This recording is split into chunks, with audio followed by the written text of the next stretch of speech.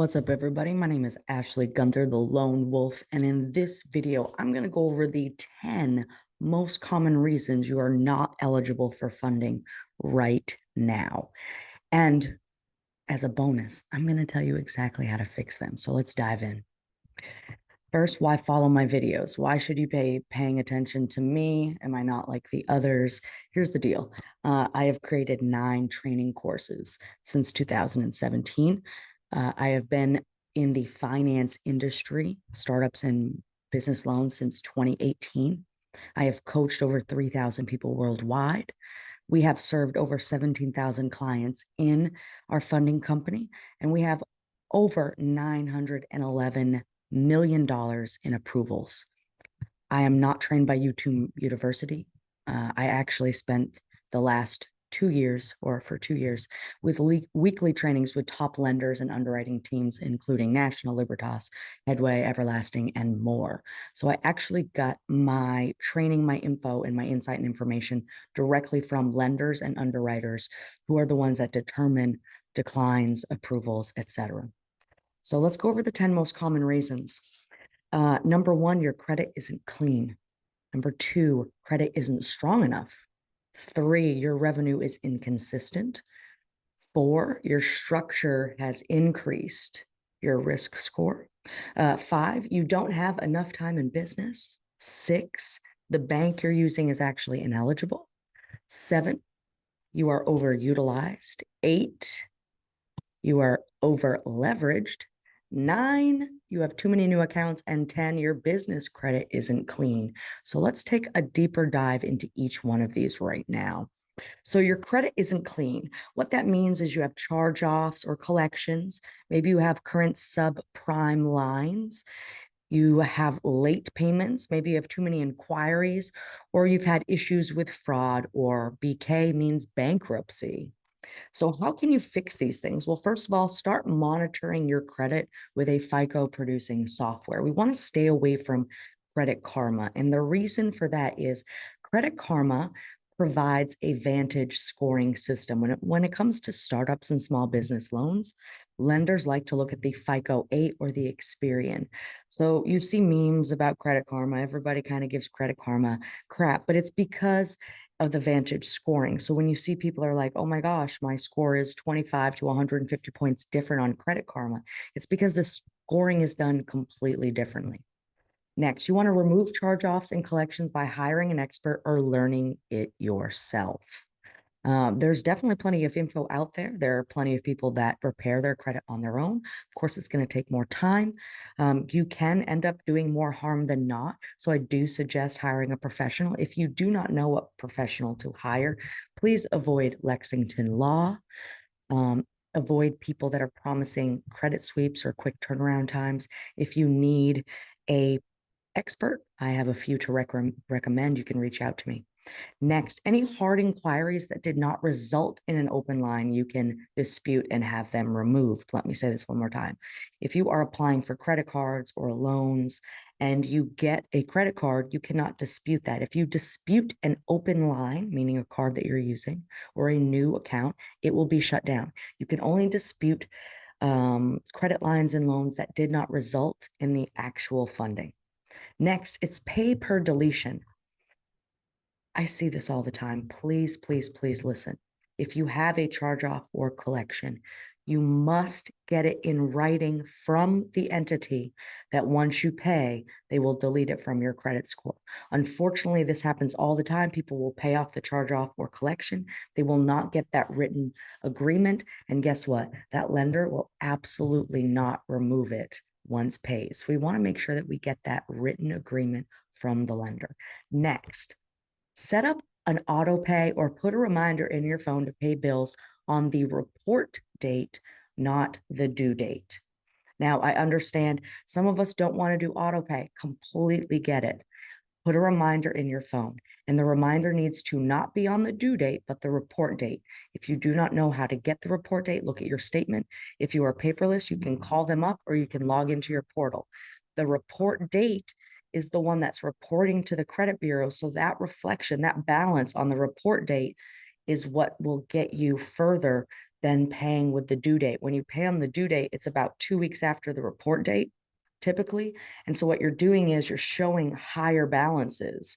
And so that's actually what's holding your credit score down. And next, you want to be mindful of using subprime offers to build your credit. Some of us have gotten to the point, I have been there before in the past, where we have 400 or 500 credit scores, right? And we have to utilize certain types of programs to get us back to where we want to be. Well, those programs are actually subprime programs. So subprime means below the regular average, right? That's bad credit. That's high interest. So if you're utilizing subprime offers, keep in mind that this could actually harm or hurt you in the next 6, 8, or 12 months in getting a home or getting approved for other types of loans or lines of credit cards. So the next one, number 2, your credit isn't strong enough. Okay. So maybe you are brand new to credit. Maybe you paid someone to do a credit sweep and now you have nothing.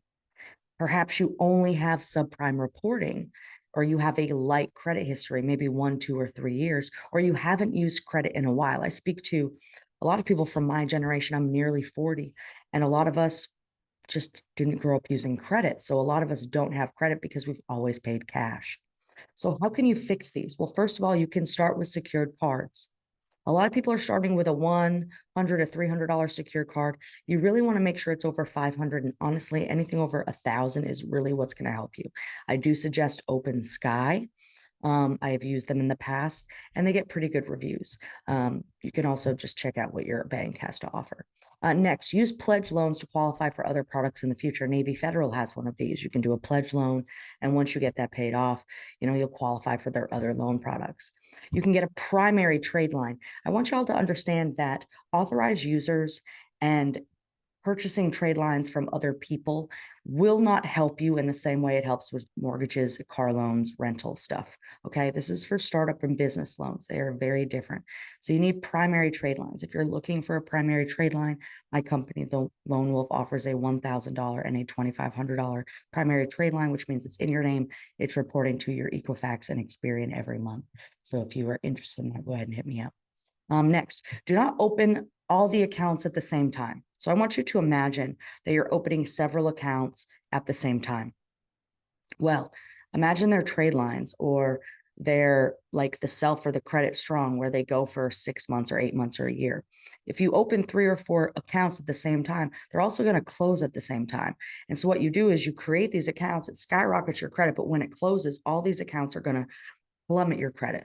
So you're going to get this crazy roller coaster ride, which really isn't going to serve you well. So you want to kind of space out the new accounts for that reason. Also, you want to maintain minimum activity to keep lines open. You do not want to lose the history. So recently I've spoken to a few of my older clients that are in their late 40s and 50s, and they had things like JCPenney cards and other store cards that they've had 15, 20, 25 years. Well, they don't always use it. So if you are not minimally using these cards, the company will shut them down. And when you have a credit line shut down, guess what? The history is gone. It's going to plummet your score again. This isn't going to work. Next, you do not want to use CPNs, credit sweeps, and you never want to cosign. Listen, my grandfather cosigned once for a vehicle. Okay. He didn't get got. But most of us, you can go anytime online and see all the people talking about, I made a big mistake. I co-signed on a loan. Now I'm stuck. They're not paying. We want to be smarter about this. You don't want to do these type things. Okay. So next, your revenue is inconsistent. So maybe you run a seasonal business. Do you run a tax business? Do you run a landscaping company? Are you a startup? So you're just starting. Maybe you're pre-revenue or you're slow revenue. You're just getting going. Maybe you're one of the people that do not report all of your revenue. I see this often in the beauty industry, barber shops, nail salons, people that do hair. I see that often. Maybe you keep funds in an account that isn't a business account. Are you using your personal account? Are you keeping all your money in PayPal? These methods and behaviors hurt. Are you using Cash App? And maybe you used up too much cash for an investment. I hear a lot that people will save up their money and then go and make this big purchase, and now they have no money in the bank. That's very risky. It's much better if able to leverage credit and to keep that cash in the bank. So how can you fix it? First, as a seasonal business, you must apply after your final strongest month of the season. So in taxes, your highest seasons is December through like April or May. You want to be applying in April or May. As a startup, you need to apply to the correct program or you'll get endless declines. So if you see online these advertisements saying that they will fund startups, but you need 3 months bank statements, that's not a true startup program. That's an MCA, which is based off revenue. Next, especially early on, you need to report as much revenue as you can and often. Technically, you have to legally, but we all know that there are loopholes. When you aren't reporting all your funding, or pardon me, all your sales early on, you're hurting yourself for funding and for other things. I already mentioned this in the last slide. If you're keeping money in PayPal, Cash App, if you're using Venmo or using a personal account, you need to stop. If you're using PayPal, whether it's personal or business, you must put all that money into your business account. Same thing with Cash App. You must transfer this money into your business account. Now, many underwriters will still not count Cash App or Venmo payments or transfers. So also keep that in mind. How you collect payments matters. Next, you want to maintain one primary bank account and keep as much money in there as possible. I do know I am one of them that teaches how to, utilize banking activity and banking relations, but you want to keep in mind, especially early on, you want your primary bank account to be as strong as possible. And when it comes to larger investments, it's best to leverage instead of exhausting your cash flow.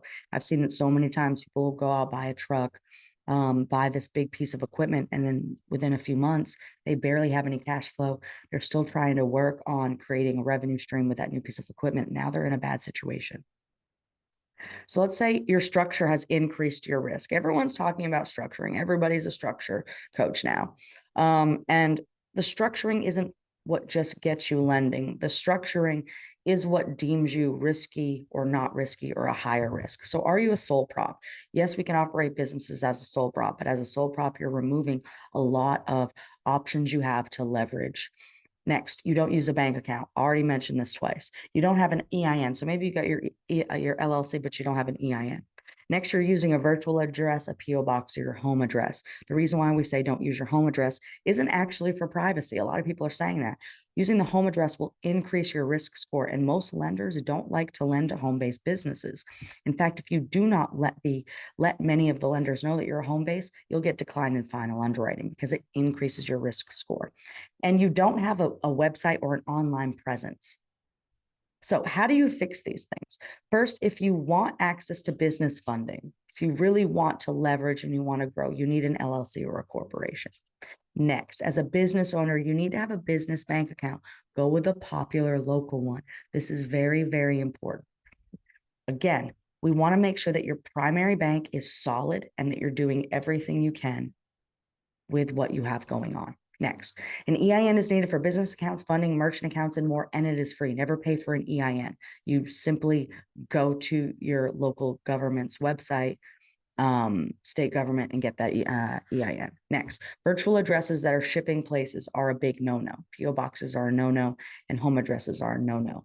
You can get a virtual address and go on Google Maps, look it up, make sure it's an office building. You're good to go.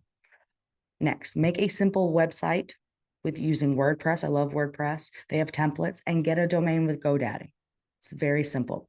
And register your business on all social media sites, whether you plan on using it or not. If you do any of my training, you see time and time again, I'm telling you to secure all your spots on social media to protect your brand. Add your contact info, and at least you have a profile up and nobody else can steal it. So what if you don't have enough time in business? Okay, so you don't have enough time in business. So when it comes to different programs, every single funding program is going to require a different time in business. A merchant cash advance, an MCA, requires a minimum of 3 months. Business lines of credit require 12 months. That was very hard to say. Keep in mind, lines of credit from Fundbox and Cabbage, American Express, they're based on your personal score. So it's very, very different when it comes to the time in business. Fundbox will approve under 12 months. Business term loans require 2 years with tax returns. Even some grants require time in business. Every grant has different requirements, so check that out. And if you applied for a program that doesn't offer pre-revenue startup or low revenue startup, you're likely going to get declined. So, how to fix it? Make sure you're working with an expert that understands the requirements for different loan products. Make sure you're working with someone that knows that there are different loan products. Ask them what type of loan products they offer. If they have no idea how to answer it, it's going to tell you whether they know what they're doing or not. Make sure you get your LLC and EIN right away because that is actually when your business starts.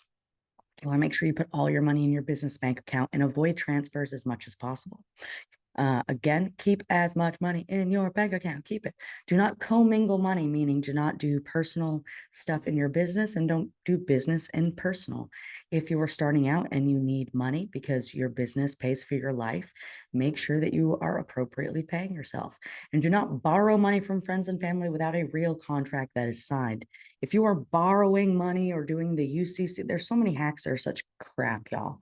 So listen, if you're going to borrow money from anyone, and you put it in your business account, you must have a contract before that money hits the account. You will get declined for funding, even over small ones. I've seen someone lose a $350,000 deal because they borrowed $500 for a friend and they didn't have a real contract. So keep that in mind. Now, what if your bank isn't eligible? You're like, what do you mean? Well, if you bank with a small local bank or a small credit union, if you use an online bank like Chime, if you try and use an overdrafted or a low balance account, or if you've recently changed banks or had banking issues, these are all common reasons for you to get declined. So how to fix it? First and foremost, your primary bank needs to be a large local national bank. I personally love Chase. If you're around Troost, that's another great one. If you're going to do a credit union, if you are eligible for Navy Federal, that's great, but PNC is good. PNC Bank is good. PenFed is good. All of those banks are very good to bank with, okay? Next, if you're using multiple business accounts, avoid transfers. If you have 4, 5, 6 business accounts and you're transferring back and forth, first of all, those transfers aren't going to be counted as revenue. Next, it's going to be an underwriting nightmare, a bookkeeping nightmare. It's even less likely you'll get approved. If you're using multiple business accounts, make sure they all have strong cash flow. So if you have multiple business accounts and you've transferred, you've used transfers in between these bank accounts, when you go to apply for a loan, the underwriter is going to want bank statements from every single bank account. What happens if you have bank accounts with very little money in it, or if they're overdrafted? They will actually decline you for the funding. Your business, every bank account that's tied to your business matters. Next, options like Chime or options like I've seen Blue Vine, I've even seen Capital One. There are these companies now that are offering these online banks. Most of the time we do the online bank because we can't get a regular bank account because we are in the checks system, just like the cereal checks, CHEX. If you're in the check system, you need to get yourself out of the check system and you need to get a real bank account. If you don't understand what I'm saying or if you need guidance, I actually have a group, Expert Help for Businesses, that tells you exactly how to get out of the check system. You can message me about that. Next, make sure that your account is being funded has the minimum balance needed. If you are overdrafted, you cannot get funding in that account. You must be positive. And there are also some lenders that have a minimum balance that is required in order for them to fund. Next, be mindful of closing and opening new accounts. Often this can cause a decline. So if you just recently changed a bank account, and now you have a new account, not only will you have to still provide the old bank statements, you'll have to provide a closure letter showing that it was closed appropriately, and it may increase your risk score and cause a decline. So what if you're over leveraged? Now, if you're over leveraged, that typically means that your credit cards are all over 45%, your overall usage is over 50%. You may even be over 100% utilization. I've seen 109, 125, or you've maxed out all your cards. There are a few different situations. So how do we fix this? You want to keep track of all your credit lines, and it is best to maintain under 45%. Now, everybody says maintain under 35 and under 10 and under 1. It's true. Listen, the lower the utilization balance that you carry matters. That's that report date. So the balance you have on the report date is your utilization. Also, do not live off credit cards. Do not live off credit cards. If you're living off credit cards, you're in a dangerous situation. It's going to be very hard for you to get out. The proper and appropriate way that wealthy and successful people use credit cards is they pay their bills with them, and then they pay the credit cards with the cash in their bank account. That's the right way of doing it. You always pay before the report date, not the due date. I will continue to say this over and over again. In fact, pay 2 days before the report date to make sure that no matter what, your payment is going to be there before the report. Put your car on auto pay or a reminder. I already mentioned that, but it's so important. Listen, we live in a very busy world. My phone is always going off. Sometimes I don't even know what day it is. I have to look down. Oh, it's Thursday. Cool, right? I don't remember when my bills come up. So I put a reminder in my phone. There should be no excuse. We all have a smartphone. There's no excuse to miss payments. And only max out your cards if you plan on paying them off. So here's the deal. If you have a $10,000 Amex or whatever, and every month you put $8,500 on it because those are your bills, and you pay them off or pay nearly all of it off on the report date, you're fine. You're good. You can max out your cards, but make sure that you've paid the balance down before the report date. And like I said, max out cards temporarily. If you have an investment, maybe you really want this investment property and you have to max out the 45,000. It's okay. It's a temporary thing. Just know it's going to hit your credit. It's going to affect it, and it could affect getting loans, in the next 30 to 90 days. So what if you are over leveraged? So we talked about overutilized, but what's over leveraged? So over leveraged means you have too many personal loans out. You have overutilized your credit lines. You have too many MCAs out, or you just got funded. So how can we fix this? First, you can look at consolidating your loans, credit cards, and MCAs. If you have good credit, and you are taking out MCAs, meaning if you have a 650 plus credit score and you keep getting MCAs, you do not have to continue to resort to MCAs. There are better options out there for you. Work with a funding expert that actually offers these and will help you get them. Next, find quicker ways to increase your revenue so you can pay off the debts quicker. I actually have a book available on Amazon called The 5 Simple Ways to Increase Your Revenue in 45 to 90 days. You can get it cheap. The Kindle is even cheaper, and it will show you how to rapidly increase your revenue. If you're making more money, you can pay down your debts quicker. Also, look at leveraging assets like your home or other property to consolidate. Using a home equity line of credit or consolidating a commercial property could really be the best bet for you to completely hit that restart button. Of course, you need to take the risk into consideration. Now, what if you have too many new accounts? Too many new accounts will absolutely cause a decline. So if you've recently applied to several credit cards, if you are using multiple buy now, pay later options that report, if you have too many MCAs out, or again, if you just got funded. So how do you fix these? First, you want to remove the hard inquiries that did not result in funding. Next, you want to look into programs that don't look at the same factors as the funding you just got. So if you just got funding based on your revenue, it'll be more challenging to get another revenue-based loan. But if you find a loan that's maybe based on your tax return, like a personal term loan, then you can possibly get more funding because they're two different products. And also consider waiting 30 to 90 days and pay off your balances or consolidate if you're able. That will help. Sometimes we have to make these short-term sacrifices, and there's nothing wrong with that. Next, your business credit isn't clean. So everyone's a business credit guru nowadays. Everybody's teaching business credit.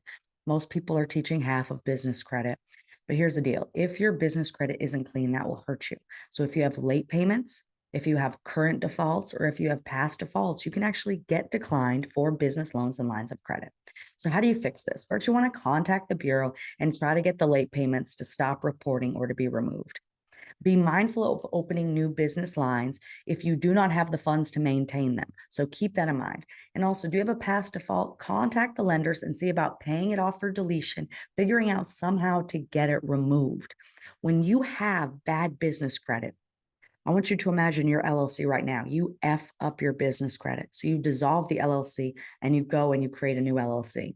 That bad business credit will actually continue to follow you in your background check. So you need to resolve these things and not just try to set them aside and act like they're not there.